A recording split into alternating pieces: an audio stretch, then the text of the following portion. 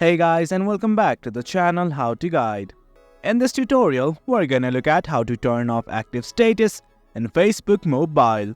Now let's begin. Do make sure that you have the Facebook application installed on your mobile device. Now let's begin. Well, as you can see, I've already logged into my account. So if you have not, do log in right now. Now we simply want to turn off our active status, so let's look at that. Right here in the snap bar, at the very end, you will find your profile right here. Just click on it and something like this will open up. What you want to do is simply scroll down till you find something like settings and privacy. Just click on this drop down button right here. And right here there are lots of settings available, but for now we simply want to go to settings. Once you're in the settings page, simply scroll down. And right here, you will see something like active status. Right here on the audience and visibility, simply click on the active status right here. And you're gonna be shown an option like this. Simply toggle it off, give your confirmation, turn off.